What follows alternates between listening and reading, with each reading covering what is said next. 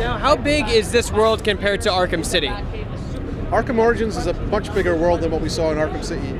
The city itself is over twice the size, so we have a much bigger space. In fact, it's so big we've even had to add a fast travel system to the game just to let the player get around in a manner that he'd like to. Was there anyone in the game you really wanted to put in but didn't quite make the cut? Oh. You had Anarchy in there, and Anarchy's great. I mean, that's awesome that you have him in there. I'm a huge fan of Anarchy. I think of all the characters in our cast, Anarchy is the guy who's most relevant for the world today because anti-corporate, anti-government, really wants to smash the establishment and liberate people. I mean, he looks like a street protester in our game, and there's no accident to that. So I'm really happy that we got Anarchy into our cast. I'm going to nerd out for a minute. They brought him back a few years ago in the Robin, Tim Drake arc. You had to fight him one-on-one because he came back to Gotham when Batman was on vacation. Did you ever read those arcs? That's the Money Spider stories, right? Right. I'm certainly most familiar with the original Alan Grant stories, and I think I've read the stuff with the Money Spider, or I may have just read of them. But the inspiration for us really comes from those original Alan Grant and Norm Brayfogle appearances back in the mid to late 80s, I think. Yeah, about 87 or something. So what are some of the challenges? You're coming off Arkham City, which was a huge success. You feel any pressure at all to live up to the standards? Oh man, so much pressure. I mean, this team has so much respect for what Rocksteady did to make these Batman games that they made with Asylum and City. And they didn't just make great Batman games, they made great games that had Batman in them. I mean, they would have been great games regardless of which characters were in there. So we've really challenged ourselves to make sure every feature that we add, every new enemy type that we add, every new gadget is something worthy of the Arkham franchise. So we've been surgical in what we've added. We haven't added 30 features that are okay. We've added a careful number of new features and elements which are up to scratch. Now, I know you can't say much probably, but one of my favorite villains ever was Scarface, and we haven't seen him in an Arkham game yet. Maybe this one? Well, haven't you seen you're talking about the ventriloquist? Ventriloquist, Albert, yeah. But you have seen Scarface, you just haven't seen the ventriloquist. I'm not revealing any new characters today that we haven't already shown in our demo, but rest assured there's a whole bunch more characters we haven't revealed.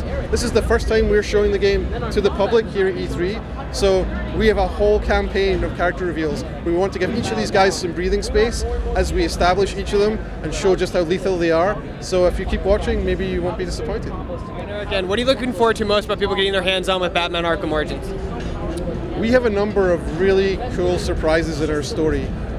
We have a lot of respect for what Rocksteady did with the story in those games. Arkham Asylum and Arkham City both had amazingly beautiful cutscenes, but also had a really satisfying crack at various parts of the story where you, for example, how surprised were you when you encountered Scarecrow and you found yourself in that fantasy world? That was an amazing thing, right?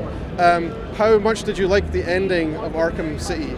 And how surprised were you with the events that took place there, right? There's revelations in those games, and the Rocksteady guys were completely unafraid to approach this really complex subject matter, or can sometimes be treated in a little bit of a trite way, but they took it very, very seriously and did some really great drama with what they did. So in terms of our story, what I'm most proud of in there, there's things I can't tell you because I don't want to reveal those moments. The thing I'm most scared about with their story is telling people the things they're going to see in the game, and then when they're pattern matching against it when they play, and they don't get the impact. So I'm not going to rob them of that. But I will tell you that if you're a DC Comics fan, if you're a Batman fan, we have some real surprises for you in there, which I think will put a big grin on your face. You've got to be exploding on the inside because you know everything, and you're not allowed to say anything else.